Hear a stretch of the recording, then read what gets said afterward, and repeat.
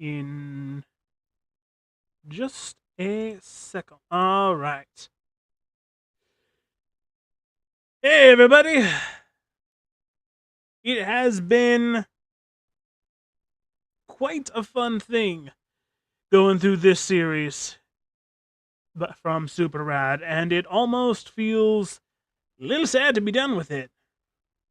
But let's see what happens with the last bits of Monster Hunter Frontier.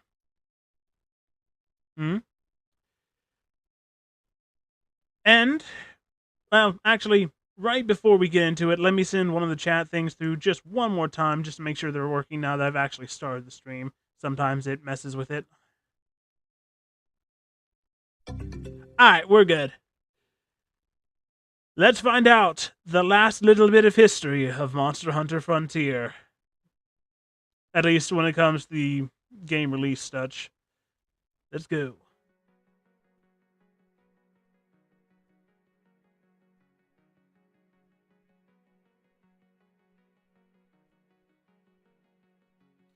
Like I said, everyone, and welcome back to another episode on the history of the Monster Hunter Frontier series. Well, we're finally here. Monster Hunter Frontier only has two more major updates to discuss, those being Z and Zenith. But don't think that just because there's only two that we'll be lacking on content to go over. On the contrary, these final updates added an egregious amount of new monsters and features for us to explore. Frontier Z functioned a bit differently from your typical updates. Instead of Z1 to 10, we have multiple interim updates throughout its lifespan before Zenith, and that's where a lot of the content is unlocked and introduced. So the structure of this video will be slightly different to make sure we cover everything important. If you haven't watched my previous videos on the history of the series, I suggest you do so now. Additionally, if you enjoy these videos and want to help support the channel, please consider liking the video and subscribing. It just takes.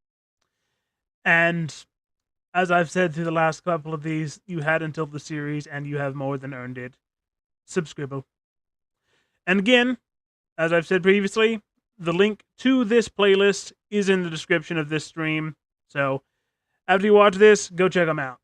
They are, throughout the course of the series, they have more than earned it in my eyes. Again, they have, SuperRAD has radically changed my views on what Monster Hunter Frontier is. And there's still some things we've seen that I don't really think feel Monster Hunter to me. But there's quite a lot more than I was expecting that does. Or, I suppose, did. But let's see what madness is actually added at the end of Frontier. Takes a couple of seconds and really helps boost the reach of the video to Monster Hunter fans everywhere. I'm SuperRAD, and today I'm here to bring you a brief history of Monster Hunter Frontier Z. Let's go.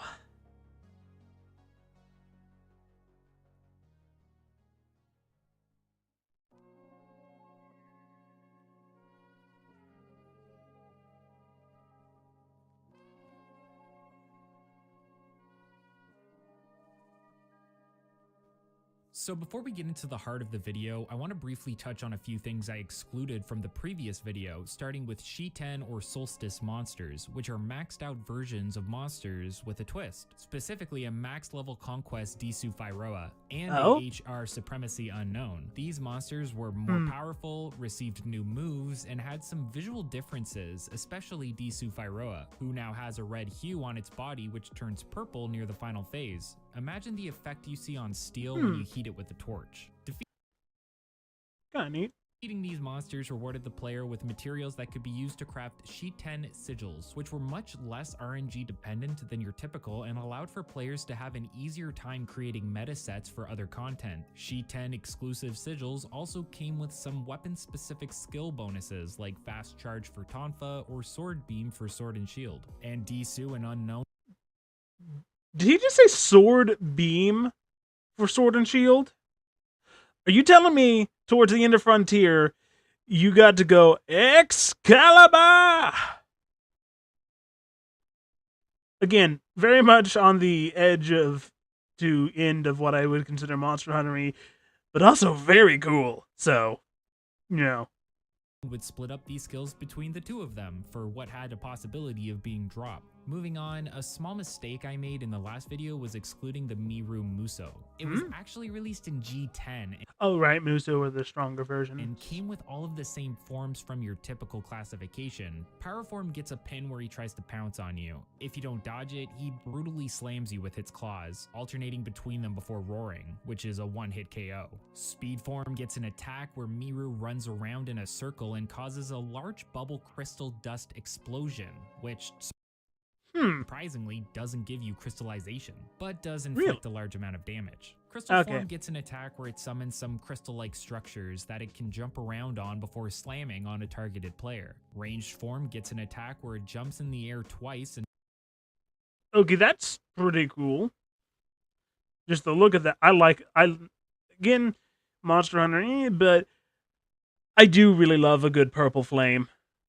Purple fires are always cool. Two big lines of fire Purple, in a blue cross formation, pauses for a bit, then breathes two more big lines again. Finally, we have hybrid mode, where Miru performs a huge attack, summoning tornadoes and launching them forward, followed by an explosion. Okay, so if you didn't watch the last video, I mentioned that I didn't have a lot of info on Thirsty Paria Puria. Thanks to Eric, who helps me get a lot of my footage, I now have further details to go over about this specific Muso monster. I believe I mentioned it before, but Thirsty was basically a visual recreation of Bloodbath Paria Puria, the supremacy classification of the monster. The main difference came from the extra power the monster brought forth as well as an updated moveset. Its main new attack was a charge where Thirsty P propelled itself with a large fart. I am not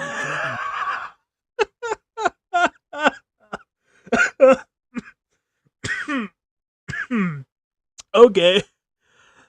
I was not expecting that, but given that this is a gluttony-based monster, that does kind of make sense, but okay, caught me off guard. Unfortunately, it follows this up with a 180-degree sweeping laser attack that will kill you regardless of defense. Come on. Frontierism's brace for you. I gotta remember to brace for that, but also has the ability to inflict an upgraded version of the soiled status ailment that would not only prevent the use of items, but also prevent sprinting and rolling. Generally, I suppose that's fair, especially if deodorant still works on it. you want to not get hit at all, but if planning ahead for the chance this happens, you'd want to be sure to take deodorants along with you. When exactly near what I death, just said. Thirsty gets two new attacks which are both one-hit KOs. It has the Supremacy variant's near-death attack where it flies into the air and flaps for a bit before homing in and slamming down on a hunter. For the second move, it jumps into the air backwards, slams the ground, and then vomits an absolutely massive cone of rocks at a targeted hunter. This can be really difficult to avoid, even with extreme style. Now, with I hate one-shot attacks. Even if they are easily avoidable, it's always kind of bull. But all the missed content out of the way, let's move on to the brand new features and monsters introduced in let's get to the good stuff.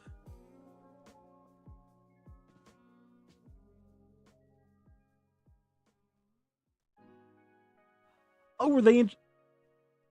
So they were introduced in Z. Okay. The first thing to recognize about the Z updates is that the naming convention for this series got really jumbled up. Executives within Capcom determined that constantly rebranding the series would be bad for sales, which is funny considering that's one of the main aspects of Monster Hunter as a series. This really seemed to backfire on them, considering it was around Z and the lack of rebranding where the series began to plummet in the player base, as this handy graphic shows. Sounds about this right. Doesn't necessarily prove the lack of rebranding was a factor, but it is a correlation to make note of. So most players know of Z and ZZ or Z Zenith, but this can be broken up further.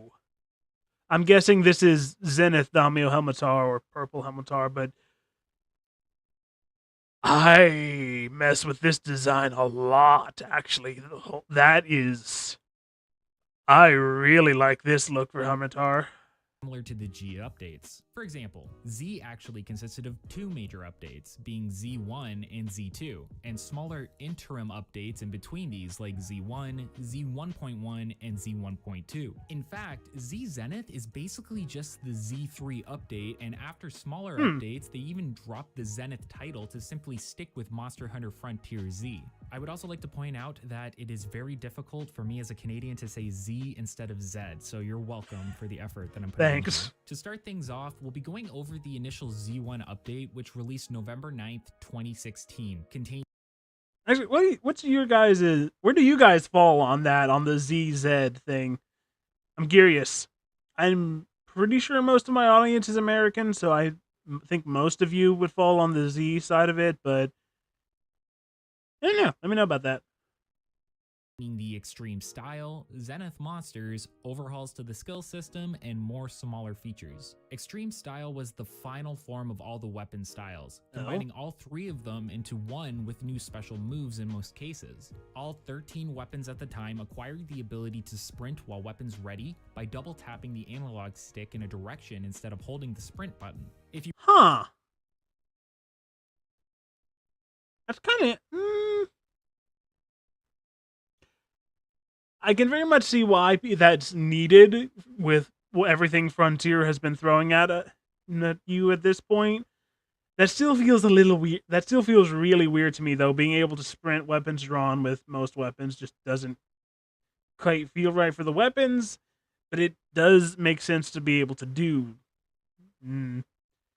Remember, this was an ability pioneered by the Tonfas. The unlock requirement at the time was GSR 300. All weapons handled differently, but some were more similar to previous styles than others. A good example of a drastic change comes from the longsword. What Hunters is now this had move? access to an activated parry maneuver, where timing correctly allowed the player to perform a counterattack.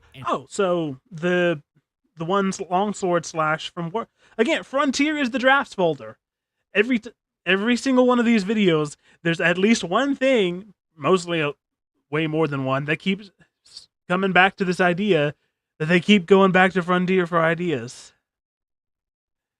And that's really cool to see.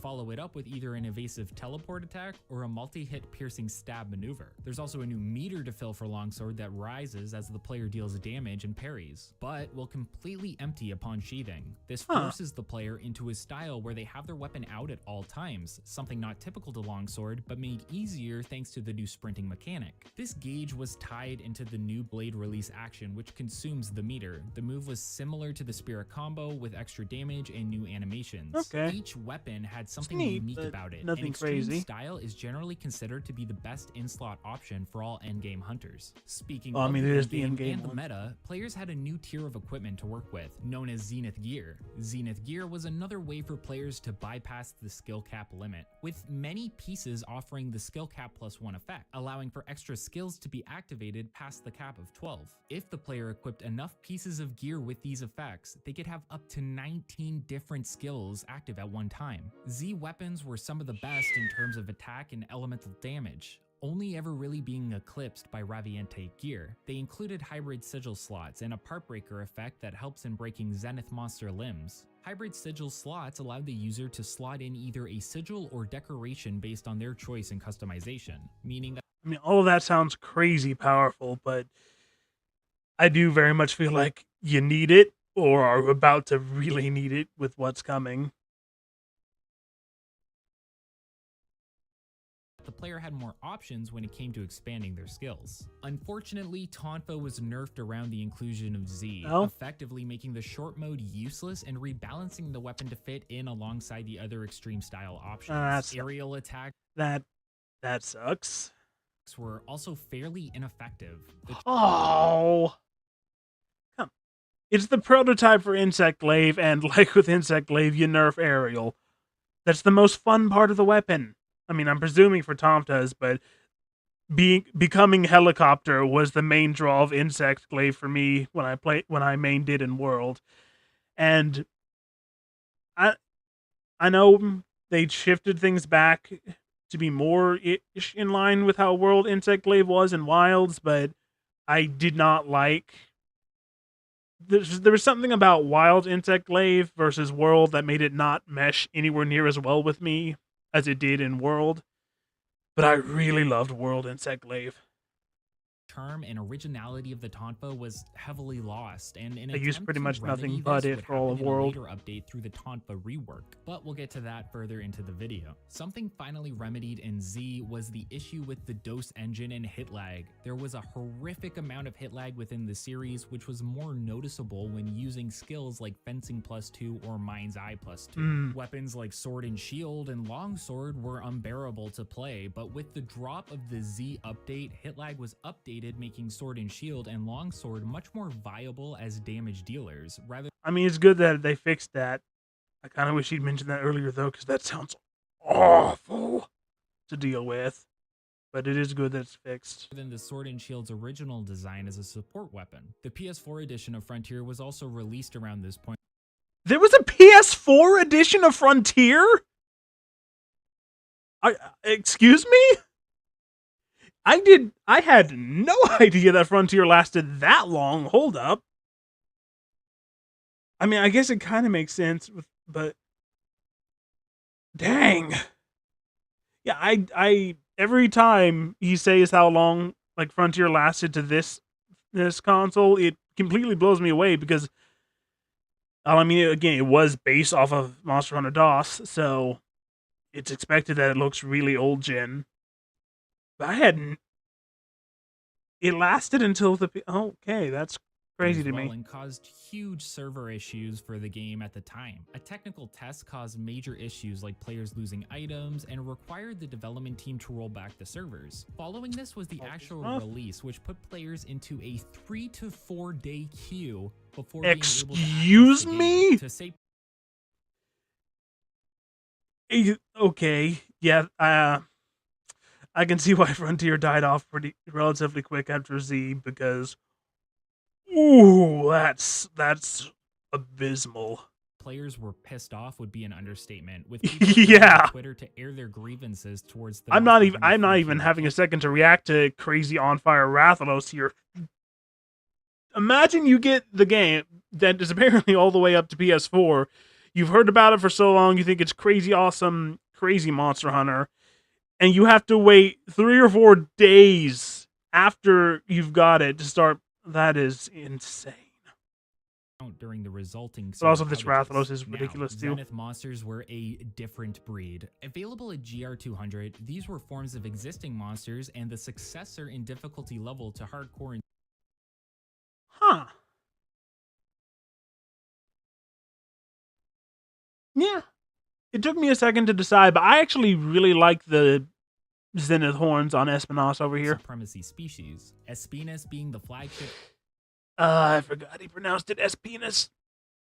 Okay. For PC, and Rathalos being the flagship for PS4. Unlike their relatives, these monsters had 4 specific hunting quests, and each escalated in difficulty every 200 GRs, 200 or 1 star being the weakest, and 800 or 4 star being the strongest. The loot pools for Zenith monsters were unique. You had standard materials, part break materials, common rares, and rare rares. Let's take a look at Rathalos for an example. You have the standard materials such. Yeah, Rathalos being on fire is crazy, but for a Zenith monster to do that with Rathalos, that kind of makes sense, but he feels a little off. Shells and claws doesn't feel right to me. Then you have the wing break. You break both wings, you get the wing as a reward. There's the Zenith Wing, Zenith Mid Wing, Zenith High Wing, and Zenith Top Wing. Each one corresponding to the 4 levels of Z quests mentioned previously. Okay. The rare drops referred to a plate/mantle system that was present and obtainable at all levels, but was more common at higher levels. For Rathalos, you had the Light Scale, basically the Zenith Plate, that was a max 9% drop, and the Shining Gem, which was a 7% at max. Multitudes of these items were used for Z armor and weapons. As you may remember, and you gotta know the desire sensor on that was acting up hard. Remember from the last episode, Guanzarumu obtained incredible levels of roar and wind pressure that was far above any protection available at the time. These came to be yeah, the aura farming dragon, I remember him. Almost mandatory for Zenith monsters, with increased roars, quakes, and wind pressure present in one form or another on most monsters introduced at also, those dual blades are crazy big. I know I've mentioned that once or twice before. And it is the aforementioned Zenith skills that were now able to counter these ancillary effects. Now, the first new monsters to be introduced Oh, and he's covered in vines. I really like this, actually. Zenith Espinos is really cool looking. in week 1 of Z's release. First, we have Zenith Espinas, who acted as a flagship for Z on PC. Zenith Espinas presented the awful status of Zenith Poison, an effect that would deal fixed damage depending on the tier of fight that you undertook. To put it into perspective, it was often that 4-star poison would kill you before you could sheathe your weapon. Oh my. That is horrible. I know Frontier power levels are insane, but how are you supposed to deal with that? I can understand if it kills you within, like, if you don't have time to put away your weapon, how are you supposed to chug an antidote? That is insane. Even with maxed health. The only way to cure this was even to with purple shiny drops that said monster would drop during flinches or when flashed. Zenith Espinas was... And you can't even cure... Wait, did he... Z on PC. Zenith Espinas presented the awful status of Zenith Poison, Poison, an effect that would deal fixed damage depending on the tier of fight that you undertook. To put it into perspective, it was often that 4-star poison would kill you before you could sheathe your weapon, absurd. even with maxed health. The only way to cure this was to pick up purple shiny drops that... Yeah, you can't even cure with a regular antidote. You have to use crazy drop, and that is absurd. Said monster would drop during flinches or when that is so Zenith bad. Espinas was notable for being able to dispense clouds of poison smoke to trick unaware hunters into walking into it. It would combine fire, paralysis, and this new poison with deadly efficiency. It was fought in the Great Forest and the Flower Fields area. Next is Zenith Daimyo Hermitar, the iconic Hermitar. I already said this a second ago, but I really like Zenith Hermitar's design because he looks really badass like this. And the first Zenith Carapacian was fought exclusively within White Lake and had massive silver claws. The usual tricks one would expect were present, such as huge water beams, scattering balls of water throughout the area, fast claw swipes, and using its massive shell to attack from below. But what made Zenith Hermitar unique is the new phase bestowed upon it. After a fast digging attack, the crab would emerge coated in an explosive green substance and would... Did he dig up Brachydios' slime mold? Abandon the water element entirely in favor of a more explosive option. Using the massive claws as striking flints, it could burst the ground with fire whilst chasing an individual hunter down. It also gained a beam of dirt that would hit multiple times in a single second, all but guaranteeing stun and a high amount of damage. Another issue with the fight was the sheer amount of effort. That is crazy. But if he's digging up Brachydios slime mold for that is really cool.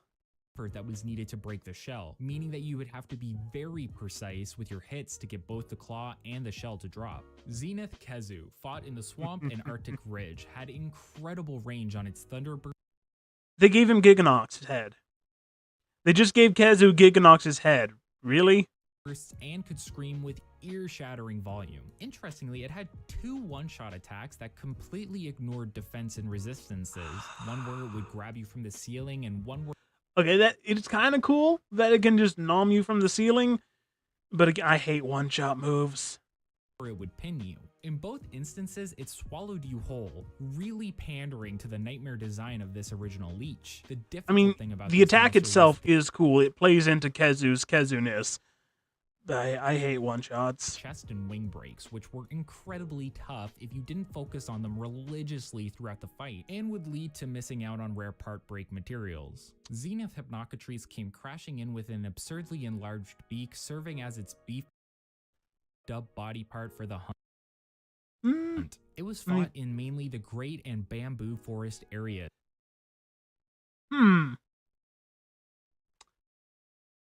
I don't know how I feel about the beak redesign. It kind of works. It's a little funky, but I haven't made up my mind if it's funky in a cool way or not. Tell me what This you guys think. variant was much more physically inclined in its fighting style, attacking with ballerina spins, body slams, and earth-shattering kicks. Additionally, it came armed with the new Zenith status, known as Sound Asleep. If players were inflicted by this, the only possible way for them to survive was to be flinched by their comrades. Zenith Hypnocatrice would begin to sing a nightmare song that would rapidly drain all afflicted players' health, resulting in almost instantaneous one-shot. Once the beak was broken, That is again, Frontier. Yeah, this is. I already knew Zenith was when the power scales of Frontier goes nuts, but this is hammering. Yeah, this is hammering home ludicrous power scales of Frontier, because what do you mean with this attack? Are you kidding me? Sleep attacks less often and its roar would be weakened. This, coupled with decent impact zones, meant that KO and focusing on the head was basically a requirement for parties wanting to take this beast down. A unique version of the 2-star quest is another noteworthy feature, and was colloquially known as Moneybird. This event quest was your standard Zenith Hypnocatrice that rewarded a massive amount of tickets, which would be sold for an even more obscene amount of Zenny. It wasn't uncommon for players to take 2 or 3 runs to replenish their wallets during a hefty spending spree. And quests like that are always nice. Reminds me of something I'm still kind of sort of doing, at least was the last time I had the Wii set up, where, okay, I've mentioned this a couple times before, but I have been playing the same Monster Hunter Try save since before I could read, and about the last goal I have left in that is seeing if I can max out the currency counter. I have no idea if that's even possible, but it made me think of that.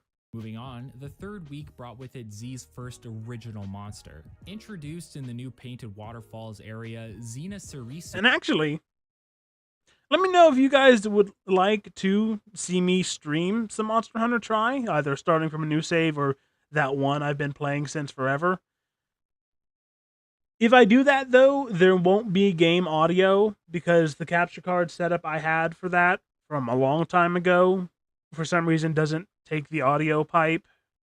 It connects to it, but the audio never came through. So if I do that, I won't be able to stream with the game sounds, and it'd just be me talking to y'all.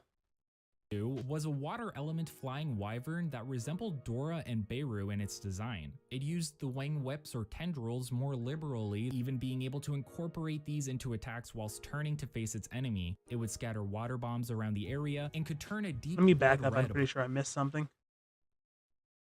Z's first original amount of Zenny. It wasn't uncommon for players to take 2 or 3 runs to replenish their wallets during a hefty spending spree. Moving on, the third week brought with it Z's first original monster. Introduced in the new Painted Waterfalls area, Xena Ceresu was a water element. I thought we already covered this guy.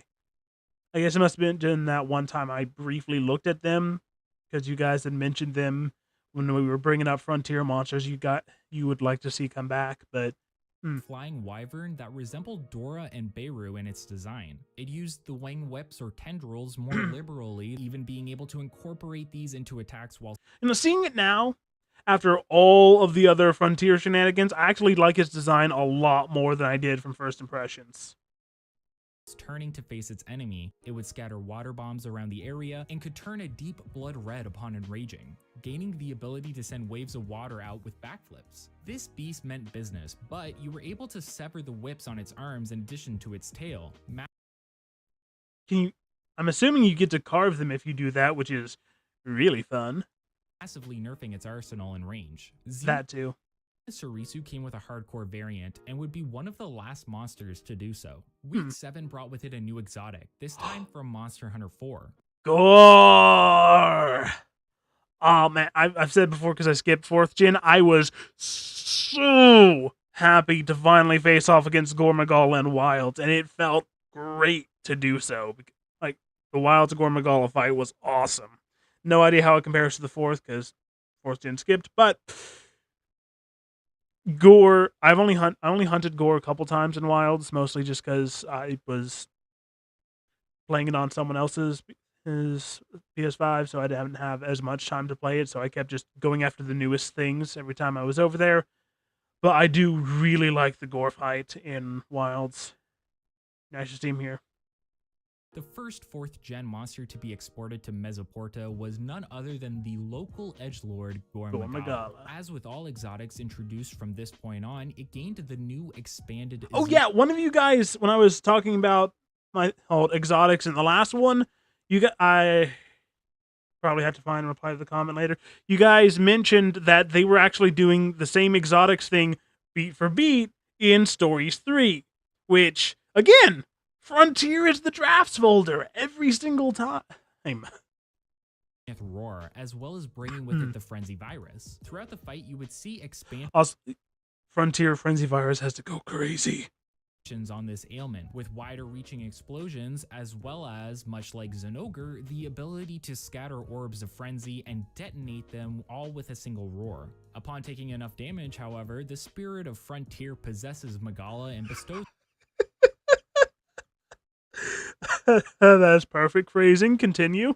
Upon it the new true frenzy state, littering it with crystallized spikes and 2 purple feelers. All okay, that design is actually really sick. bets were off at this point. Massive frenzy explosions flew around the field. Meteors. This feels more like a subspecies of Gormagala at this point, but that design is sick. Of the purple would rain from the sky, and Gore obtained an astounding range on a massive AoE attack. Gore's weapons were notable for including the darkness element previously used by Mariganasu. However, this came at the cost of a massive defense reduction. Week 10 introduced Zenith. Oh, I like how they did Zenith Blango's fur here. That's cool. The apex of the notorious Ice Monkey. The Zenith part was the arms, and it now gained the ability... Which also, if you guys never saw, I completely called Blangonga showing up in Wilds.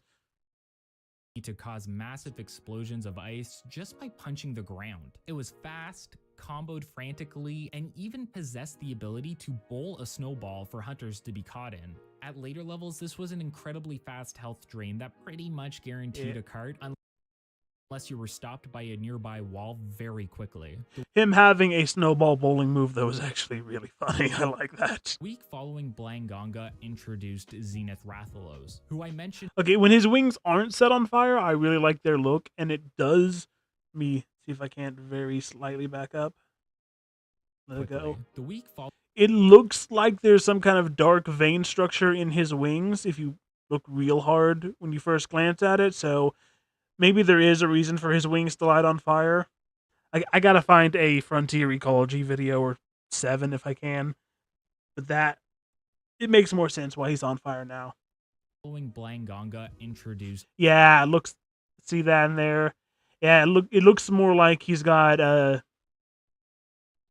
tube system, for lack of a better way of saying it. I kind of like it. Makes more sense now. Zenith Rathalos, who I mentioned functioned as the flagship for the PS4 Frontier release. Which it's crazy that it made it all the way to PS4. Cloak itself in fire to produce a health drain proximity mechanic. Think about it like this game went from PlayStation 1 to PS4 throughout its life cycle. That is crazy. Or at the very least, PS2. That is nuts. From Zeru and Unknown. Upon enraging, it would take to the skies and slam down with Zenith Wind, before causing massive fire bursts to erupt around it. As mentioned in the previous example, the Zenith part were the wings, and players would fight this beast in the Interceptor's base and volcano areas. This covers the initial release roadmap for Z. Following this was a week-long break, and then the introduction of the first big content update in week 13, also known as Z1.1. The big feature about this update was Diva Defense Interception, which was a 2-week event added in Z. First, you had Blessing Week and Combat Week following that. During Blessing Week, players pick one of 4 colored gems to gather points and earn rewards. Each color provided a buff that would upgrade as you progressed. So like the Soul Gathering one from a couple videos ago. Once fully upgraded, players could move on to a gem of a different color. These buffs would be used for content within the Combat Week. During Combat Week, players within guilds would gather points in order to reach different score thresholds for rewards. You had a feline NPC giving you interception quests, which were in essence huntathons. There would be 3 to... oh, huntathon! Okay, there's something that I need to come back to Modern Gen Monster Hunter, which I guess we kind of have now in Wilds to some extent with the bunch of monsters in one quest or a bunch on the field at the same time. But there is a difference between that. There's a difference between that and a true hunt-a-thon, and I miss the hunt-a-thon quests. Same with alongside the treasure hunter quest too, but I want them to come back. Honestly, I want. This is probably old gen rose tinted glasses, but I want a lot of old gen stuff to come back. 5 monsters per quest, and you had feature quests to advance tiles on a board for the event in order to reach a boss or a secret chest area that Said before, I want the scorpions to come back too. gave you bonus points and other items you needed. KHEZU Boru showed its face What during the Diva defense. is It was this? huntable in week 14 and was the boss you were working toward. It was massive, even by Elder Dragon standards. KO here would pretty much increase its body temperature to volcanic levels, aiming to burn the Interceptor's base to the ground. Throughout the fight, hunters would need to focus on burning body parts to dispel this heat, all whilst avoiding the burning ground, huge stomps, and the ability of Kyo to leap high in the air despite its massive frame. Upon actually really like this design. entering phase 2, Kyo would tunnel away from its It's very frontiery, but at the same time in a way that's not words are escaping me, but I really like this design. before exploding. And none of you with guys fire seem to be from the chiming in ground. on it, so A I'm just gonna move on. well-coordinated team could very easily make mincemeat out of the enemy, so it was more of a formality than anything. But as a spectacle, I missed something. it Back was up. spectacle with fire from the ground. A well-coordinated team could very easily make mincemeat out of the enemy, so it was more of a formality than anything. But as a spectacle, it was unrivaled. The final reward for I do each actually guild who like met the spectacle point hunts. threshold was a fresh-looking guild house with infinite diva blessings, without using the special items to bribe her to sing for you. Many of these new monster editions introduce new skills in order to allow the player to keep up with the difficult content. For example, KO introduced the Rush skill, which is similar to Challenger in small ways. It would cause the player to glow and buff them, and the glow would be brightened and more excessive depending on the tier of the ability. How did you get the glow in the first place? Well, attacking and blocking. Remember the renewed focus for the guard enthusiasts on G10? The skill was another amazing way to enjoy their playstyle. Level 1 grants plus 50 attack, level 2 grants an additional plus 80 attack for a total of 130, and cancels stamina usage while running with the weapon unsheathed. Dang.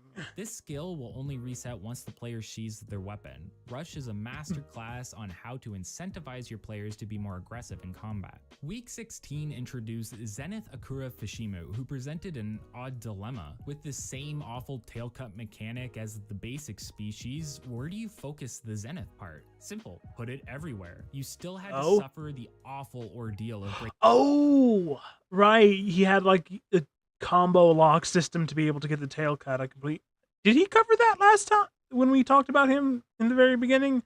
I don't remember if he covered that or not, or I heard that from somewhere else. Breaking the crystals off the claws with impact, breaking the claws itself with cut damage, and crystals off the claws with impact, breaking the claws itself with cut damage, Did we freeze? and then going for the tail in order to neuter the thing. All whilst dealing with the new tricks that this Zenith had to throw out. The new toys that the Scorpion received came in the form of 2 infuriating new statuses, Crystal Paralysis and the new Lingering Paralysis. The Crystal Blight now combined with the immobility of Paralysis, meaning that you lost out on the vital mashing time if caught, leading Oh, that is painful. to a pretty much guaranteed explosion for most victims. Exact, and because Crystal Blight, if I remember correctly, it worked like a mixture of Blast Blight and one of the Snowman variants, right? So combine that with being paralyzed, that is real bad. Additionally, if you survived, paralysis would now stick around, interrupting your animations with a flinch regardless of what you were doing. It was like having a longsword user in your pocket for the time it was active. The monster longsword shade, but that sounds so horrible. itself used massive tail slams and could even inject said crystals into the ground for a massive explosion. Week 18 brought with it the lesser slay of a brand new Muso and the true slay showing up in week 19. Many people's first experience with seeing Frontier content was this blinking Nargacuga. This Muso was well known for its incredible speed. It began every fight with a huge vacuum slash attack to draw in prey, where hunters would be pulled into... Okay, I do like the idea of a Nargacuga that's so fast it leaves after images, though. That is cool. A lethal blender of Razor Wind, and would repeat this at certain health thresholds throughout the battle. It could extend a rain of poison spikes to cover a large area, often chained 2 tail slams in a row, and would strafe circles around hunters whilst disappearing from sight, not to mention its incredible albino appearance. It sounds really painful to hunt, but it is cool.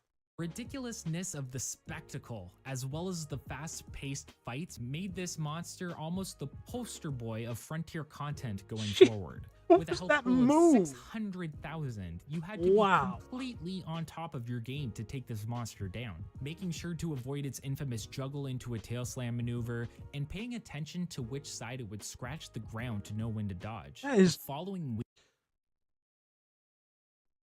That is an insane level of things to manage to be able to hunt this guy effectively. But go on. Brought with it Zenith Tigrex, armed. Oh no! Immediately no. I'm not sure what. No, I do know what it is that I hate about this almost immediately. It's the unnecessary greeble spikes up along the side of his wing arms. If they left him with the thickened, larger back spikes and the thickened talons, I'd like it a lot. Even if they had the more Batman-y Owlman cowl look going on. This part, I like all of this. It's right here that makes me go, no. With a pair of metallic-looking enhancements to its claws and a set of pipes that could put Corey Taylor to shame. That's a Slipknot reference. I didn't write that. Sarah wrote that. That's a Slipknot reference. I do like Slipknot, though. Big fan of Slipknot. Boasting huge concussive blasts during roars, as well as a new 360-degree roar tunnel. I mean, that sounds like Brute Tigrex. Much like 5th gen Brute Tigrex, it could also pin hunters down to rapidly gore them. The main addition to its arsenal was the inclusion of Frontier's take on the bleeding status. In comparison, mainline bleeding coddled hunters, stroking their hair and telling them it'll all be fine if they just lie down for a bit. Okay. Yeah, I can already tell Frontier Bleed is going to be a nightmare. Tears Bleeding took the more realistic approach of stabbing you in an alley and spitting on you until you bled out. The only ways to survive was oh, he's got creativity in his descriptions on this one. Use an anti-bleed ball or to beg that you out-healed it, as your health would rapidly drain regardless of your actions. Tigrex was one of the more tame Zeniths, but could still demolish you if you disrespected it. Now, Tigrex was released on the 20th week of Z's lifespan. There wouldn't be many more features released until week 24, which marked the major Z 1.2 update, and brought with it a brand new exotic, Shagaru Magala. Following its juvenile form, Shagaru Magala was then introduced, with much of the same general improvements as well as more physical attacks presented from Gore. Upon hitting the true... Okay, so... if Gore Magala gets possessed by Frontier and turns into Purple Overlord, what happens to Shagaru? Frenzy state, it gained a new appearance reminiscent of a butterfly, with new lavender highlights. Oh!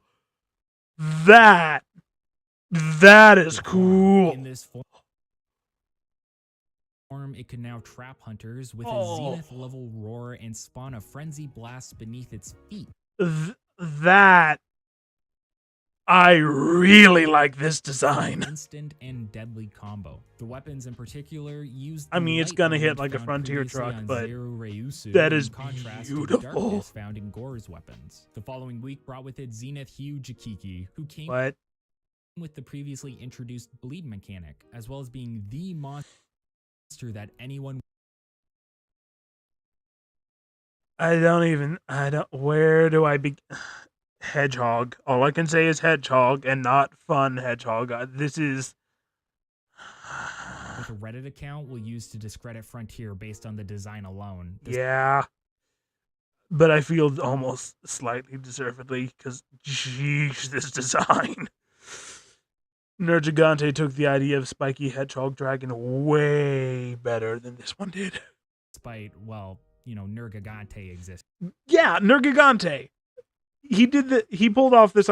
They did this idea so much better with Nergigante, but again, every single every fifth thing, Frontier is the drafts folder for the main line. KHEZU forsake the status aspects of the vanilla version for a strictly non-elemental approach, completely focusing on sharp spikes and the lightning summoning of the highland to attack. This was reflected in its drops, with the shrunken sack replacing the previous status sack. Zenith, which that is actually really cool and fun ecological of its elemental, or I guess status sack, shrinking and shriveling from disuse, basically becoming a vestigial organ. I like that a lot. They just went way too far with his spikes. KHEZU glowed gold when it howled, and could summon a single spike to pierce and impale hunters through a unique mechanic. KHEZU's eyes would glow red and a circle would surround your HUD. As it closed in, hunters could time a block to reflect the spike back at KHEZU, guaranteeing a KO and a stagger. Okay, that is actually really cool. Breaking the Zenith spikes would stop this from happening, making this Zenith one of the few monsters whereby the fight would get harder after the break. Zenith Gyarugu arrived 5 weeks later with an anchor for a tail and a slew of offensive options. I already said I liked his design better than the main species, but I like it. The tail is... I feel like if they made the protrusions of the tail a little smaller, I'd like it more, but... Usual tricks for this one: charged ice shots, rolling like an Uragan, throwing out spikes. However, the ice that encased its tail could be broken to trigger a stagger. Okay, that makes it way better. Some new charged tail. I changed my mind. I like this a lot more now that I can... that's an ice code. Okay. Spins to stun hunters, as well as a fancy new AoE where it would freeze a cylinder around it. Hunters would have their stamina drained until empty, at which point they were frozen in place whilst their health drained at a massive rate. Your options were to distance and wait it out, or attack the tail and hope for a lucky trip. And that's all for Z1 and its interim updates. Following this was about a 5-week break of content before moving on to the next major update. I mean... it's not too far off of what I was expecting. I have seen glimpses of a few Zenith monster designs here and there. It turns out a bit of a 50, little less, probably more like 60-40 mix of things I like and don't. Z2. Let's take a look now.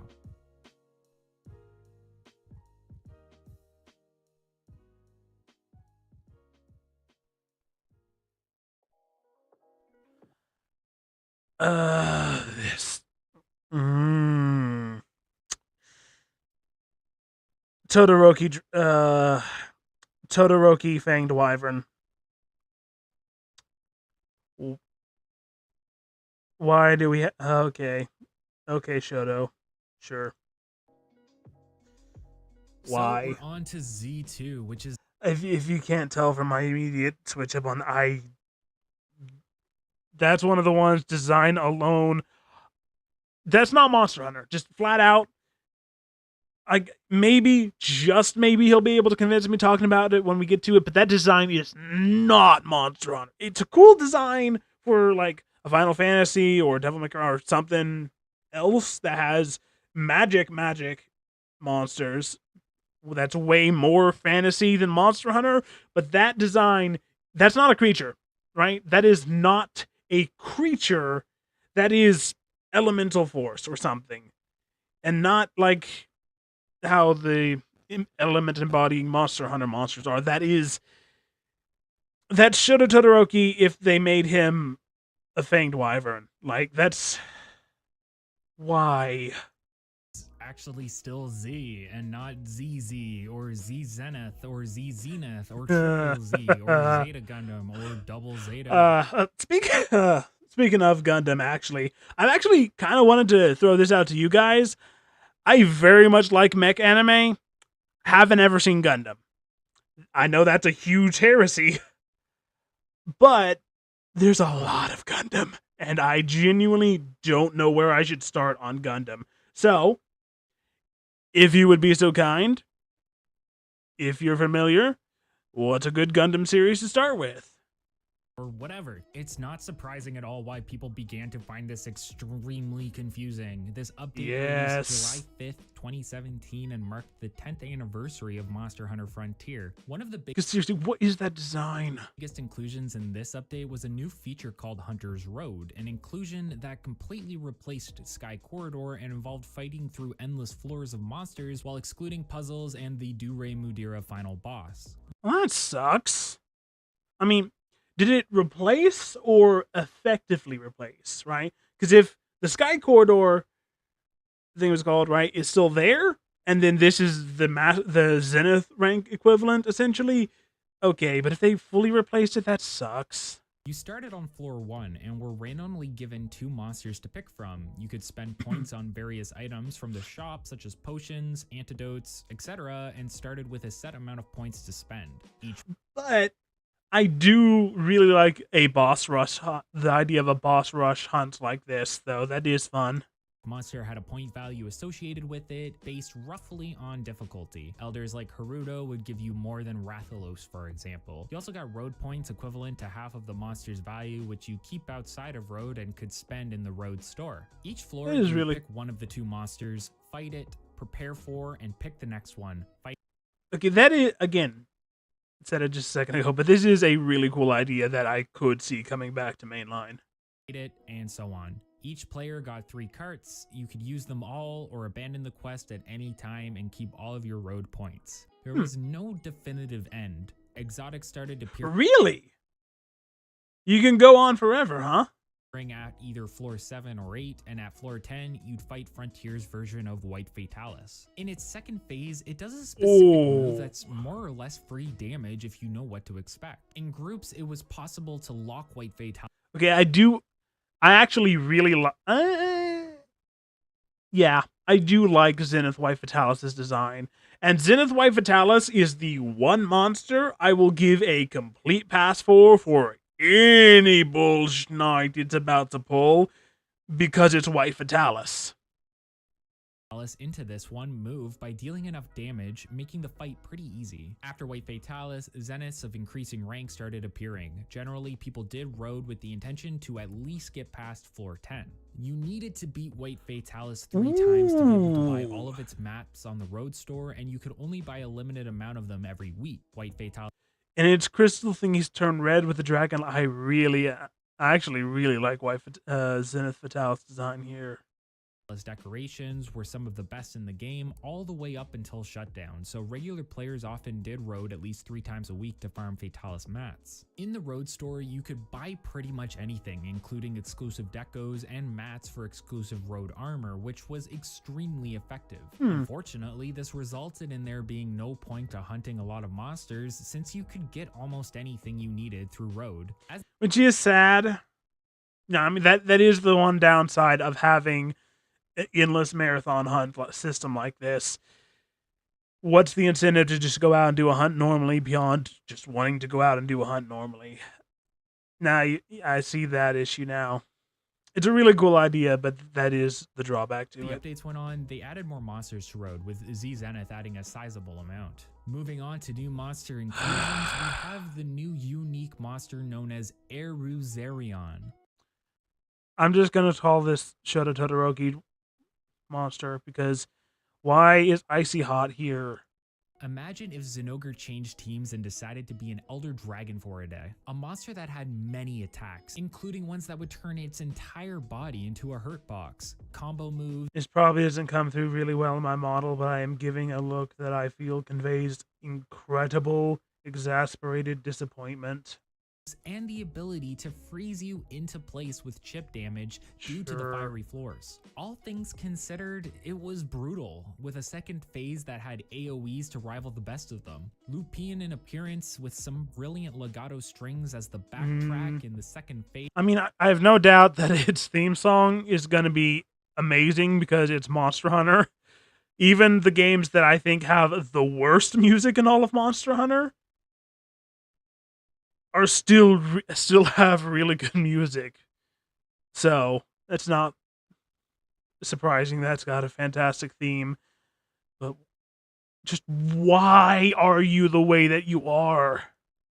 Plus the absurd Jekyll and Hyde fighting style of using each side of its body for a certain element. Upon dispelling each element, you would be rewarded with a stagger. However, the legend of this monster would reach new levels a few weeks later. Before that, let's go over a few more monster additions. Zenith Mito Garen blasted into Z2 with some new counter mechanics. From 2-star quests onwards, it would use multiple teleports or flash steps if you prefer to intimidate enemies. However, it was functionally harmless until it appeared in front of you. At this point, if hunters evaded a blast and attacked in a small enough time frame, you would be rewarded with a brief. If it wasn't for if them just deciding screw it can fly now, I'd really like this design for him, but they fly now.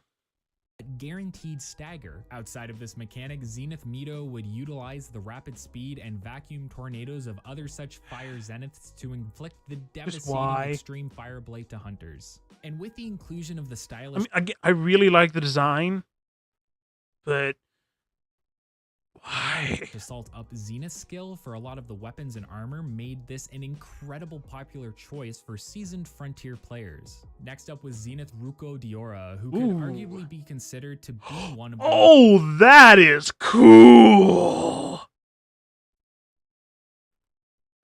He goes full on Avatar State Ring Circle. That is epic. And now I want Ruka Diora to come to Wilds even more than I've already said I do, because that is sick. Right? I can fully admit that the stuff that's a lot of Frontier shenanigans are sick.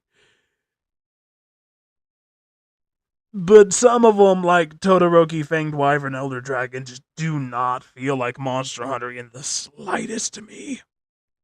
But this, for an Elder Dragon that does magnet stuff, this is fine. Most versatile Zenith monsters, and it introduced the annoying Zenith Dragonblight, able to cause quakes, roars, and wind all at the— I mean, it's still Frontier power scaling, so it's got to be a nightmare to hunt, but it's cool. Same time, it demonstrated fearsome power. Zenith Ruko's beams would hit multiple times, meaning that a split-second guard point wouldn't be enough and you would be drained down to your last instance of HP without dodging or distance. At 4-star level, it gained an instant one-shot attack, whereby the only tell was the position of the monster's wings. I've already said I hate one-shot attacks, but what do you mean the only tell is a slight wing positioning indicator? Are you kidding me? Magnetism was brutal. What would usually knock you for a few in G rank would be a one-shot under most conditions with the Zenith. Zenith Ruko often mixed in some of the more unfriendly aspects of second-gen Elders, such as insta-jumps and insta-charges, making it a complete counter to the telegraphed attacks that players began to adapt to in the later generations. Following Ruko was Plesioth. Why? What? That looks like it hurts. Why did they do this to your jaw? I like the larger fins and the brighter blue heads, but what did they do to your jaw? Zenith Plesioth.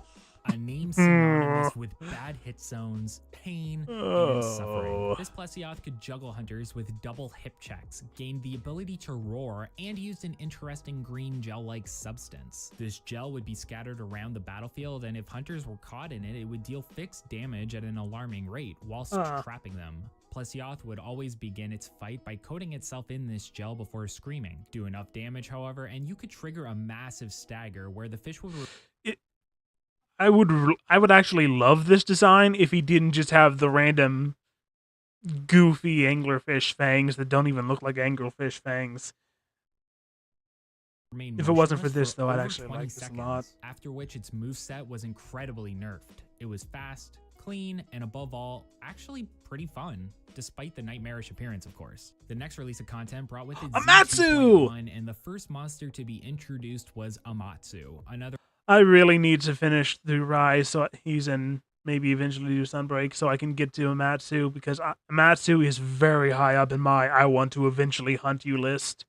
Exotic from 3rd gen, boasting Zenith Roar and Quake. The main significant change with the Storm Dragon was the usage of Dragon Element in its G-Rank 2nd phase. Much like previous exotics, it would drop Dragon and Water Meteors in combination with tornadoes of much of the same element. Nothing much else existed above and beyond this exotic aside from these elements and charged AoEs in terms of mechanics, but you'll see that later, I'm sure. Now, Zenith Inagami. An Inagami with a much more powerful tail as its Zenith part. Most of its attacks involve slamming its tail to cause Zenith quakes or swipe. I was really hyped about Inagami last time around, so let's see if Zenith turns my opinions on him a little bit, but I think he would be a really cool monster to see come back to.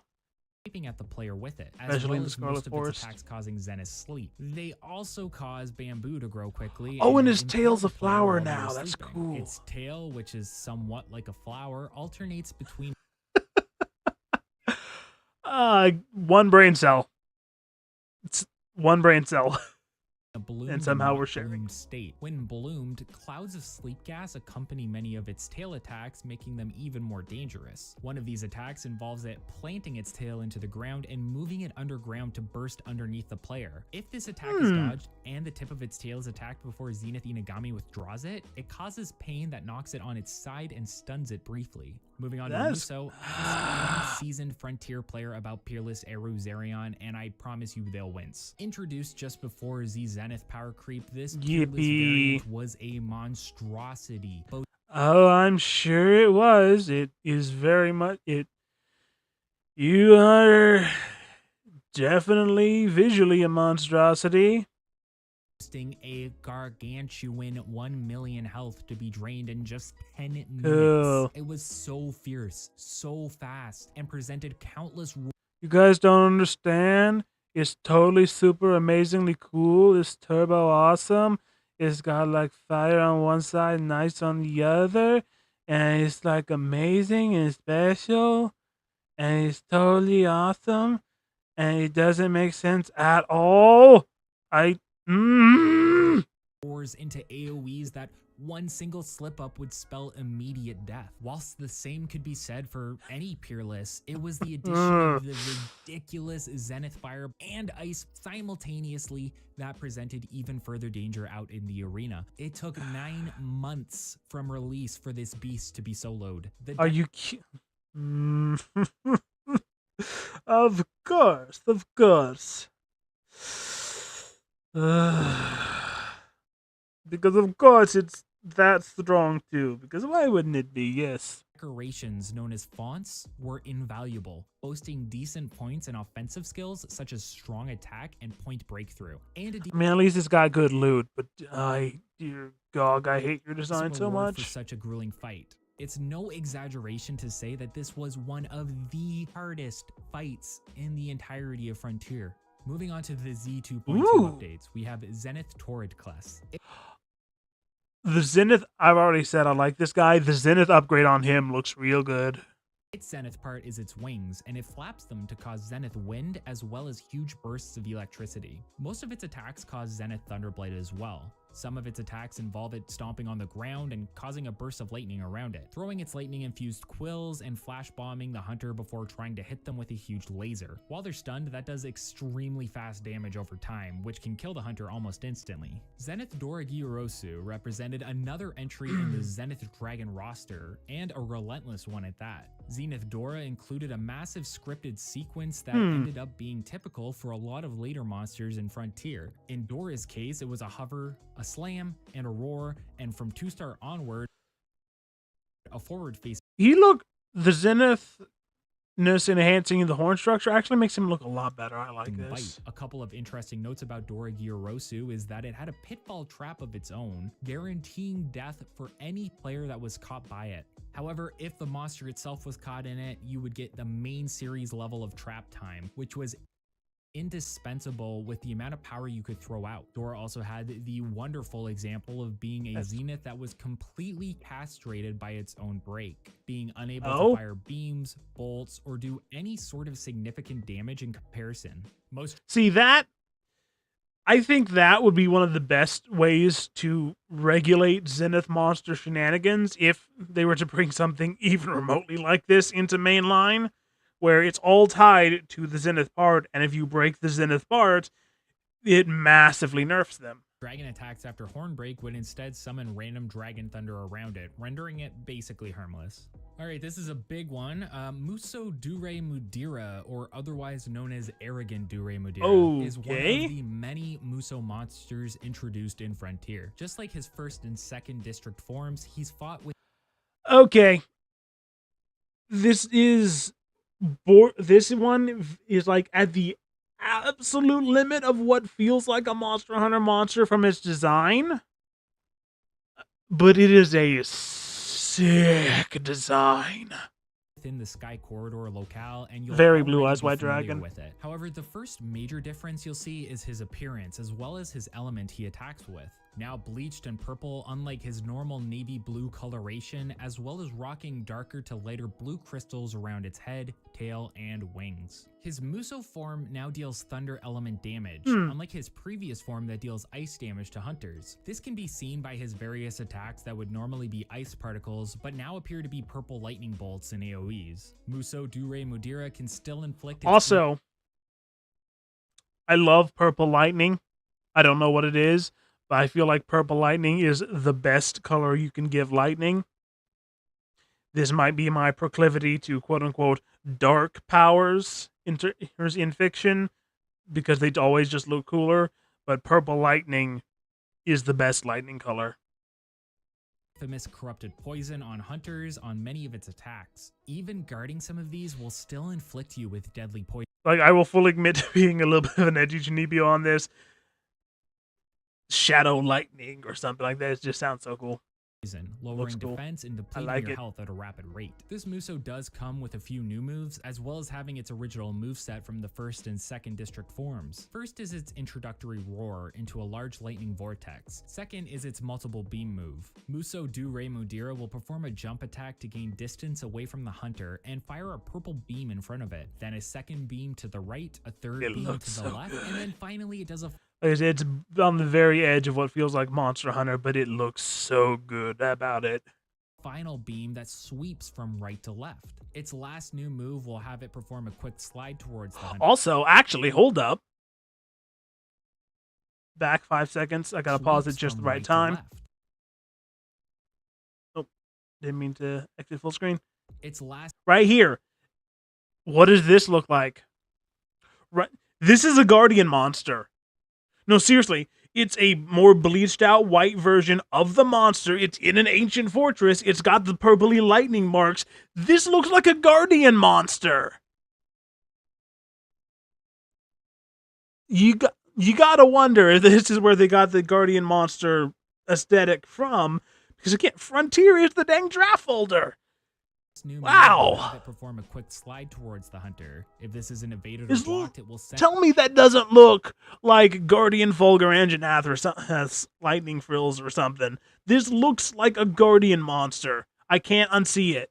The hunter flying across the room for massive damage. And also, if you tell me that this is a Guardian monster, its design feels like at 12% more in line with Monster Hunter because of that or something.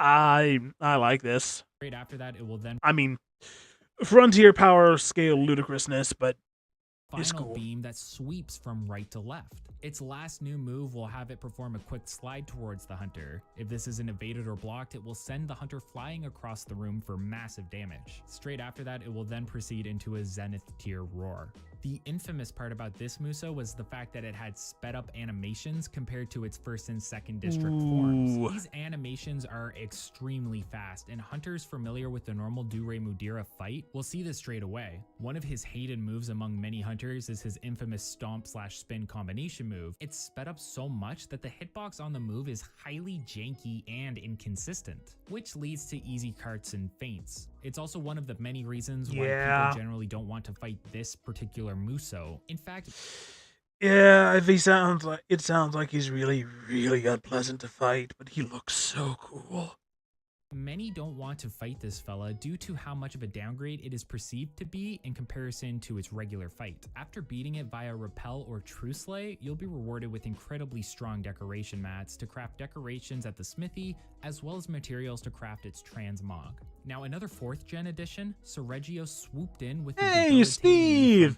It's Steve, everybody! Say hi! Pure Bleed ailment, as well as an upgraded roar. Throwing out blade scales that dwarfed its main series cousin, it could scatter them in pools around it to explode with golden light, as well as surprising bursts of speed. It was during these dive bombs that this freaky pinecone's wings would glow red, and it was during these small windows that a hidden opportunity resided. Much like Gogamoa or Zenith Hyuji, damaging this monster during this time would set off a unique stagger, causing high damage and allowing hunters to create their own opportunity through aggression. It was an impressive sight, reds and golds barreling its way towards you at Mach 7. Zenith Gazura Bazura, a very popular Zenith that several people in the English community would probably call the best. I really like Sergio, but let's look at this guy. Sure, you've seen the bongo memes. It has a poison What? form where it can What do you mean bongo memes? What? inflict Zenith poison and strength form just like regular Gazura. Its Zenith part is its claws, and it uses them to cause huge Zenith quakes in its strength form. One of its most interesting attacks include one where it digs underground and resurfaces from one of several poison quicksand traps. If you hit it when Okay. What? I mean, I guess this kind of a shift isn't that crazy, but considering Magnamalo, but that's still a huge switch up in looks. out, it gets stunned and vulnerable for a short while. There's also the infamous Lionfish. That's what it reminds me of. bongos where it slams the ground with its claws, alternating between them, and the bulldozer where it pushes a large volume of sand to trap the hunter in before forming it into a ball and throwing it behind it like a boulder. The Okay, I like that guy. final monster of Z2 is Zenith Anoropatisu. It's Oh, he looks so much better as a Zenith. Hang on. Its horn, and it uses it to slam the That design for him looks a million times better than his base look. Wow. ground, causing Zenith I like quakes him in now. conjunction with dragon attacks such as a laser sweep similar to Ruko's. One of its attacks involves jumping into the air and attempting to impale the hunter with its horn when landing, which is obviously a one-hit KO if it lands. The last big update had the Tonfa receive a new rework, now gaining the ability to eat Okay, that is a fantastic joke weapon for the Tomta. EX evade in the air, and having its Squid motion blades updated smackers. to be more effective in both short and long form. EX evasion, for those unaware, is the special form of evade exclusive to Tonfa and would consume the energy gauge for the weapon when used. This was the resurgence of Tonfa after the unfortunate nerf near the start of the Z updates. It was finally back as a viable option for weapons. Not That's exactly good. the king of weaponry, but a strong contender for being one of the best. With all of Z2 out of the way and the end of the Taiwanese servers run on Monster Hunter Frontier, we're on the verge of the end. It's time to take a look at the final updates of the series. It's almost sad to be getting here. I mean, I never played Frontier, partly why I'm doing this series, but going through this series has radically changed my views on the game.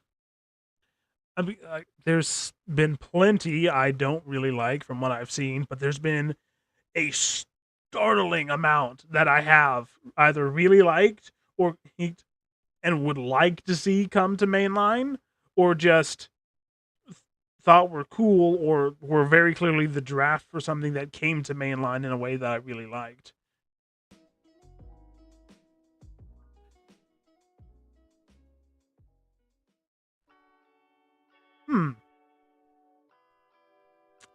He's got a very pit bull face. Here we are. The final set of updates, also known as Z Zenith, but effective. Which, by the way, if you're one of those people afraid of pit bulls, get over yourselves. They're babies. Probably one of the sweetest dog breeds I've ever been around. Actively functioning as Z3 and eventually just reverting to the Z moniker in later interim updates. Released September 26, 2018, this would not only begin the end of content updated, but the end of Frontier as a whole. It introduced a brand new weapon, a new unique monster, new Zenith species, and 2 new Musos. The first entry to talk about, and possibly the biggest inclusion within this set of updates, do we have to talk about this guy again? Is the brand new weapon type Magnet Spike. Oh, possibly one of the most unique weapons introduced okay, to the we're Monster talking Hunter about series as a whole. The Magnet I've been seeing footage of the Magnet Spike this whole time, so I assumed it came out before this, but now we're finally getting to talk about Magnet Spike. Okay. Spike was brought to Mesoporta by a man named Graham. He found people using this spike in the western region of the Monster Hunter world, not to be confused with Monster Hunter World, and the weapon came in 2 modes, Blade and Blunt, with Blade being your more... Okay, if you told me this was a Ancient Civ reworked weapon, like how Swax and Charge Blade are, that would kind of make sense, but where in the West are you finding people using this, my guy? More nimble option, and Blunt more slow and methodical. Blade mode consisted of fast attacks. When the power gauge was filled, you could perform charged attacks that had iframes each time you used them. It was similar to Tonfa's with EX evades or fade slashes from Switch Axe and Longsword. Then there was Blunt mode, aka the Hammer Killer. Magnet Spikes killed hammers or any blunt weapon in the game 99% of the time against... That's rough, but I do feel like we need another blunt weapon. Most monsters through utility and sheer destructive force. Yeah. Your character becomes significantly slower in exchange for better damage output, forcing users to rely more on position and patience. They had a move similar to Monster Hunter World's iteration of the hammer, where you could slam 2 soft hits and then finish up with a powerful home run swing attack that charged the longer you kept the button pressed. Using the weapon charges it as you fight. When the weapon is fully charged, it can be magnetized and provide an attack buff for a period of 80 seconds. Each mode has an independent charge, so you can fully charge Blunt mode and then switch to Blade mode to charge it as well. One of the other main features is the attract and repel function, which allows the user to mark an area and launch themselves toward it. You know, before World and Rise, I would have said that's some bull. But Clutch Claw and Wire Bugs and the Slinger in general. This action consumes part of the charge gauge. Finally, there was a quick time event super move known as the Magnet Pin. Hitting the monster enough will apply a moving magnetism effect onto it, which informs the player it is ready to be pinned. Once the pinning process begins, a quick time event will begin, and the player will keep the monster in place until the pin is completed or they... That's neat. It almost reminds me of Wild's Clash system. And I could honestly see that being like a master rank upgrade to the Clash system almost, where you have, or well, Clash counter, I guess, to where you have a counter after clashing with a monster, maybe, if you push back on them enough. fail the event. Performing the pin successfully leads into a finisher attack that has an extremely high motion value and will deal an incredibly large amount of damage. Where the finisher hits is dependent on where the magnet marker is currently targeted on the monster, so players looking to optimize their play can choose specific limbs to perform this action on. Week 1 of the update brought with it Frontier's final unique monster, Boga Badorumu, a large blue monster that utilizes blasts in a way similar to Brachydios in Rage mode. Most of its attacks involve using its huge strength to slam the ground, causing large zenith quakes and releasing a gas that causes large explosions. He seems to be very much be a strong because he's throwing his weight around rather than strength monster. It starts off as a regular monster, but halfway through the fight uses a big one-hit KO attack where it surrounds itself in exploding gas and turns into a zenith in the process. What? Boggy's zenith part, its arms, become more powerful and can only be damaged and broken after this has happened. Interesting fact, Boggy is apparently what Gesura was hiding from in the White Lake. Next up, we have two zenith inclusions and I always like it when there's a reason why a monster is in a different place for some reason. I don't know. His design feel is very strange to me.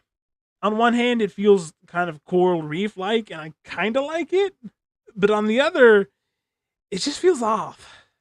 Oh, First up is Zenith Baru Ragaru. This is ooh, the Zenith inclusion most people I consider like to him. be the worst. Really? The Zenith part is its tongue, and it only ever uses it to suck up blood of hunters, meaning it only has access to its blood form and water form, with no Oh, why would you rob him of all of his special stuff? poison or paralysis. Like regular Baru Ragaru, it uses its tongue for a variety of attacks. Why would you wielding it rob like him? a flail to inflict Zenith bleed in conjunction with blood and water attack.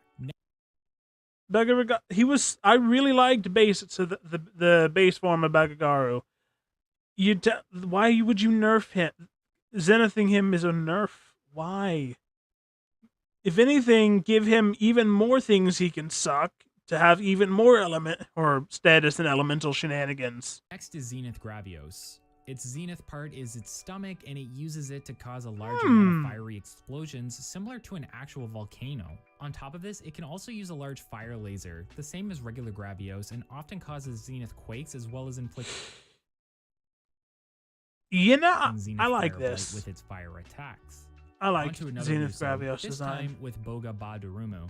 It didn't take long for the flagship of Z Zenith and the only unique Zenith species to get a makeover. This variant on the explosive Mist Wyvern was much faster than the frankly pedestrian vanilla version.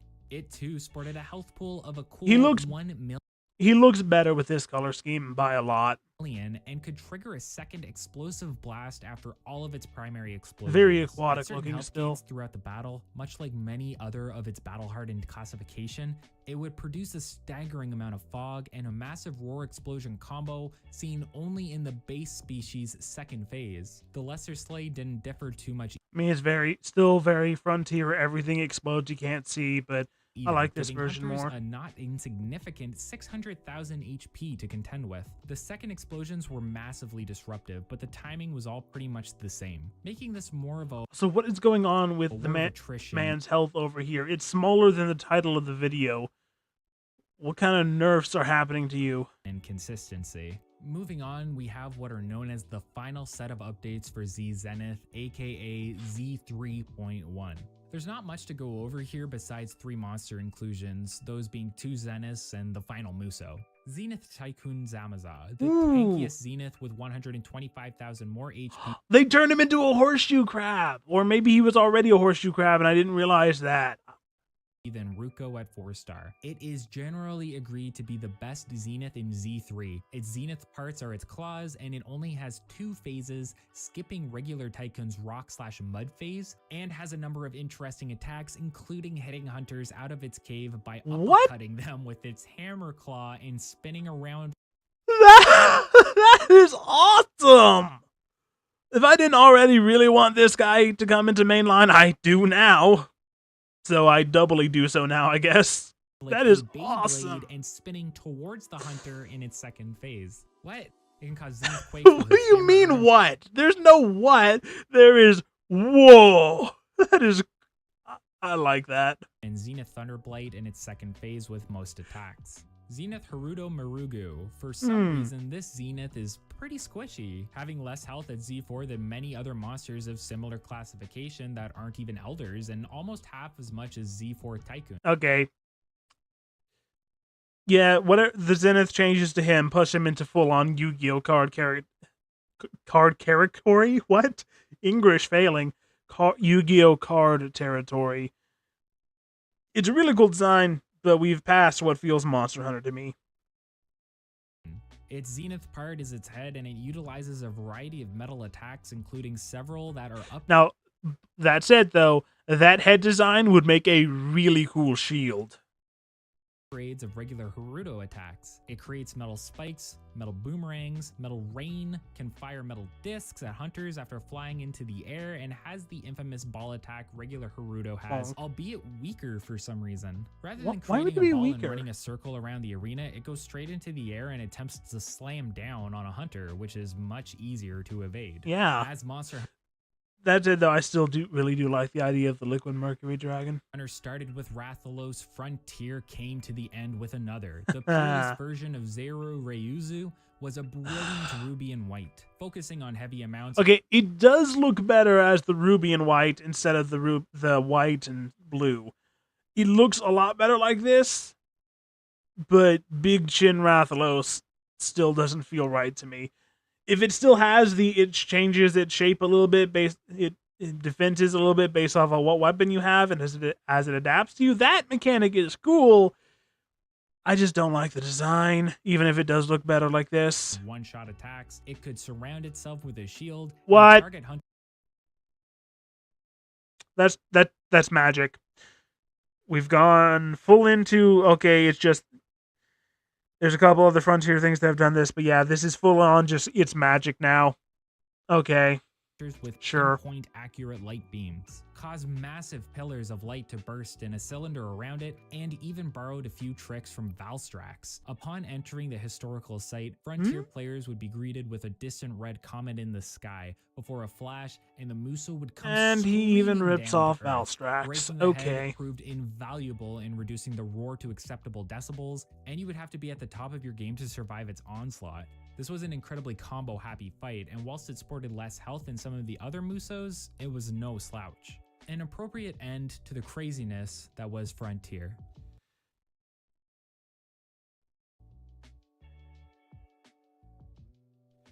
Seems...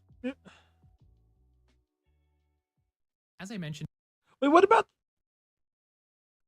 the one that... Was that one not from Frontier, then? There's a Elder Dragon that I know is a Monster Hunter spin-off Elder Dragon that I've seen before. I even messed around with a picture of it once because I used to do that all the time.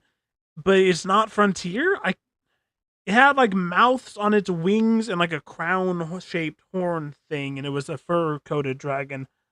I thought that was from Frontier. In the previous videos, Mesoporta Square had a lot of updates and visual overhauls throughout its lifetime. We're on to Mesoporta. I'm been pretty interested in seeing what the hub is like, but last video, one of you guys pointed out something really interesting, and it's that Frontier has apparently been pseudo-canonized because people in mainline have mentioned Mesoporta to some extent as a real place, which brings up a lot of interesting implications, but I'll save that for a discussion at the end of the video because there is an idea I had while watching this that I want to talk to you about at the end. So stick for that in all of 10 minutes. Since this is the final video in the series, I wanted to give a quick tour of the main hub as well as showing off a few additional locations. Please do, Hopefully because it's something I've been interested in. What you could expect in between hunts. Oh, it's got that old Monster Hunter charm.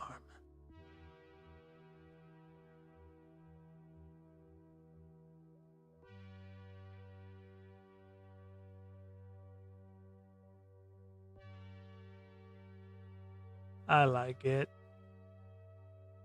Keep Brady.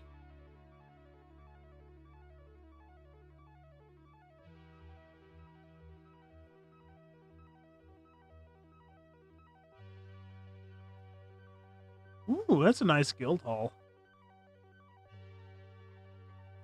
Oh, and it overlooks the lake. That's nice.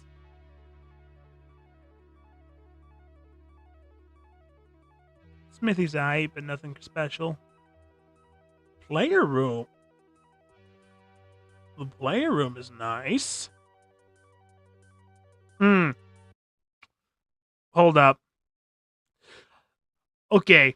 There is one cardinal sin being committed here when it comes to the player room, because the rest of the player room's aesthetic, especially if it's customizable to an extent, I really like, but who puts a bed in the middle of a room? Why? You put the bed up against, in some way, shape, or form, you put the bed against a wall. And you better have the headboard against the wall. No sane person puts a bed, or at the very least, you have one of the sides against the wall, right? Who has a bed smack dab in the middle of the room? That feels so indescribably wrong. Why would you do that? Aside from that, though, it is a really nice player room. It reminds me of Boss Baby moment, but it reminds me of the room from Try mixed with the room from Freedom Unite, with a little bit of the luxury suite from Base World.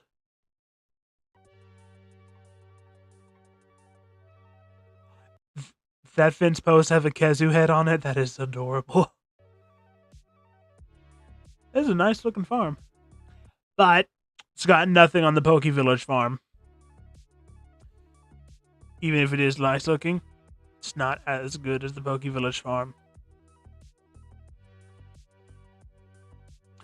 But it does have a fishing area. Okay, hang on. My esteem for it is rising a little bit. You get armor display stands? That is... What is... There is a stage dance hall. Okay. That's fun.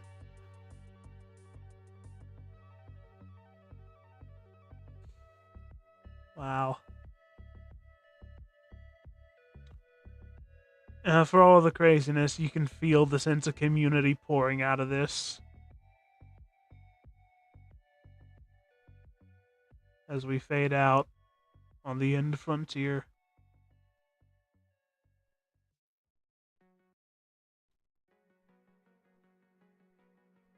Again, not pre-watched. Do not even begin to try and say pre-watch, but similar, I guess Monster Hunter fans think the same. Also, it is probably pretty late. That's why I am schmumbling. Yeah, it is actually really late. Okay. Unfortunately, there aren't a lot Apparently of I've stretched details this on for the quite end a of while. Monster Hunter Frontier, which shut down December 18th, 2019. Capcom didn't even confirm its end until over a year of them knowing they were going to shut it down. It was an abrupt announcement, only 6 months before they planned on ending things, and Capcom didn't talk about it at all after that. There was That no has to reasoning sting. or explanations for the sudden end, leaving players to simply speculate that it had to do with the release and popularity of Monster Hunter World, or perhaps they wanted to Probably. update their online development with the release of Monster Hunter Online. Regardless of the reason, it's probably Online that the one I was thinking of came from, but didn't Online also go under like really quick? a lot of players were left out in the rain and had to scramble to finish whatever their goals were within the series, as well as a few dedicated players working to preserve the data of the series before it was wiped from existence. I have no idea how much they succeeded, but at the very least, there is a decent chunk of Frontier that is available, from what I've heard. Not going to say too much more into that because I don't know legality of it, and I don't want to get people in trouble because I fully support not killing games, at least as much as I can. But also, you got to follow the laws and all that. It's a delicate situation, but I think they managed to achieve a pretty decent smattering of keeping Frontier, from what I've vaguely heard of through the grapevine. Don't know for sure. What's there to really say about the player's response? A long time online Monster Hunter experience of 12 years was ending, and with it, all of the uniqueness and mechanics, the design of monsters and certain abilities were going to be completely wiped. I never played Frontier, but hearing it said out like that is making me hurt. I cannot imagine how you guys actually played Frontier must have felt from that, because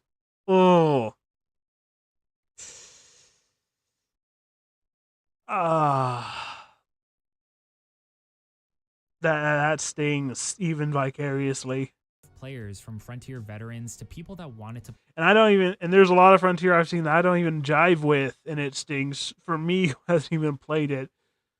Things like, it's bringing up memories of when School of Dragons finally shut down, because I played that for a while, off and on, for years and years and years.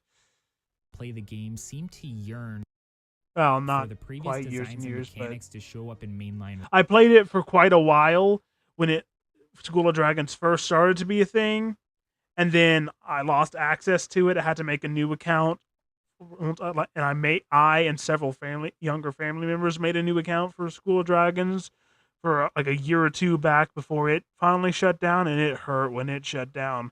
And I didn't play it nearly as long as Frontier did, so yeesh. Releases. But due to Japanese culture and the animosity between the core Monster Hunter development team and the Capcom Online Games division team, makes that seem unlikely. Instead, the most we see is Capcom cherry-picking Frontier staple mechanics and implementing them into newer games, with little to no credit toward Frontier introducing them. And that makes me saying Frontier as the draft folder way more bitter in my mouth. Yeesh. Things like mantles and boosters being picked out of Frontier's design reject bin. It's like the game never existed. On the other side of things, we have players who never experienced Frontier almost disgusted at the idea of it. A combination of a lack of info in the West, plus the toxic ideology of players not wanting their exclusive monsters and mechanics to make it over to the mainline releases. And I'll admit, I was one of those. Before I started this series and before I started looking into Frontiers, I just had an inherent level of disdain for it, but this series has genuinely deeply changed my opinions on it. Not as, like I've said before, there's many things in it that I don't like as a Monster Hunter game element, but I still like as in general a cool design. Like even this guy, I was playing it up a little bit. He incredibly does not feel like a Monster Hunter monster from what I've seen, but he's still a cool monster, just not for Monster Hunter. And there is, every time I go through this, there's at least 2 or 5 things that I say I do really like and could see coming back. And to know that this is the end of that is sad. It's sad to say the least. One brain cell amongst Monster Hunter fans sometimes. Monster Hunter has always been a unique experience, and some of its most unique design elements will never see the light of day. Who knows what the future holds? Maybe one day we will see Frontier inclusions within mainline releases. Maybe we will see the revival of Frontier in one way or another. But we can only hope. And as the final dream in this video, I will say that everything I learned in this series about Frontier completely opened my eyes about how deep this series went and how influential it was to mainline Monster Hunter games. I wish I could have had the opportunity to play it when it was alive. And as a Monster Hunter content creator, veteran, and longtime fan, all I can say is that I'm disappointed to see a piece of Monster Hunter history gone. I'd like to... Same boat. It's always sad when something ends, but something as big as Frontier was and as influential as Frontier was when I had no idea, it does sting. And I do wish I had taken that one slim shot I had been given to play Frontier a long time ago. But who knows? Maybe one day they'll bring it back or bring more of it back. Give a huge shout out and thanks to Sarah Symmetry and Ascalon for helping out with the script and research. I say that in every video within the series, but seriously, these guys poured their knowledge into my script, and I wouldn't have been able to write something like this with the amount of time I currently have if it wasn't for these two. And my thanks go out to them as well for it then. Detailed explanations of monsters and mechanics that I was able to use in the script. They really put effort into getting this video out and keeping it as accurate as possible. So be sure to check them out, and I will put their details in the description. And again, the link to this playlist is in the description of this stream. So it's one step removed, but go check them out if you have any interest in doing so. Like even slightly, go check them out. It's deserved.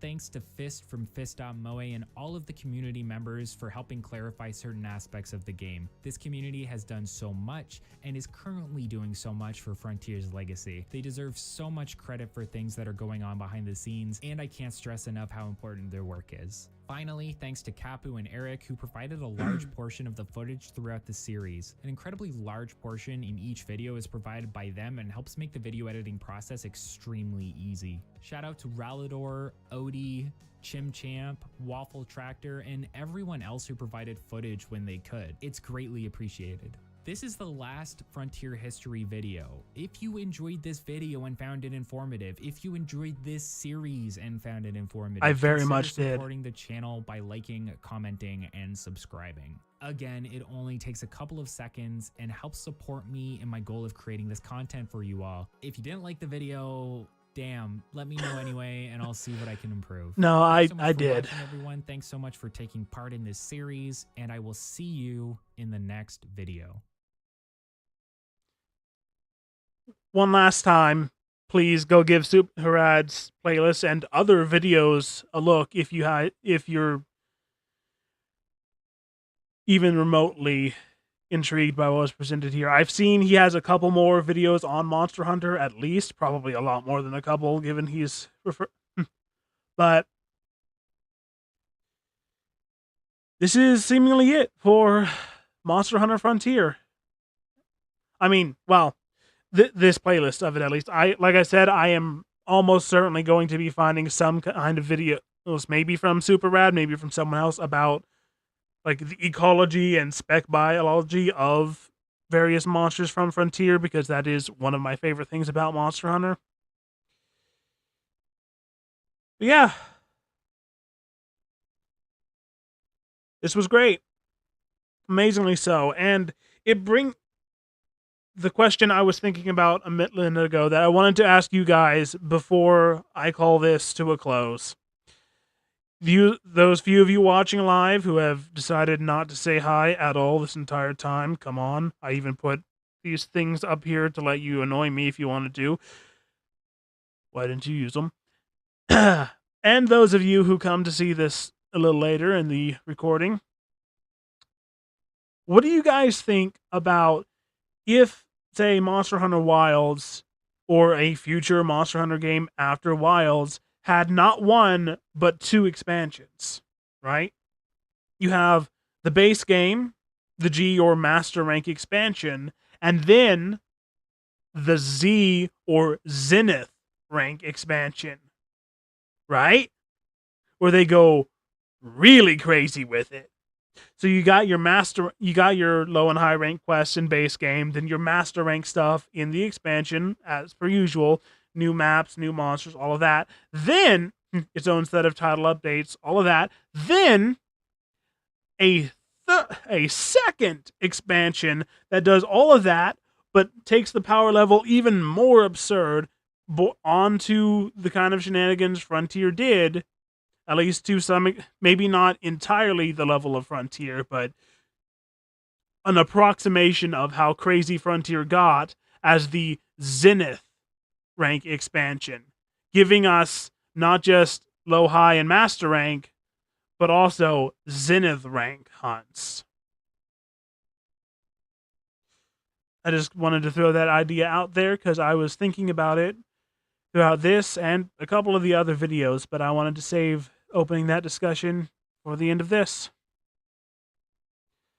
And this is the end of this video. So, if you've enjoyed, please let me know. If you got any thoughts, ideas you want to share, do so. And I will see you in the next video, whatever that may be. Probably live stream, but maybe static, just long form video, depends. Whatever that may be. But and as with the last couple times, you guys will be able to influence what that video is, because after this stream ends, I will make a poll proposing some ideas and a other vote and comments thing. So go check that out in like 10-20 minutes after I say goodbye. And I still don't know how to end things, so bye.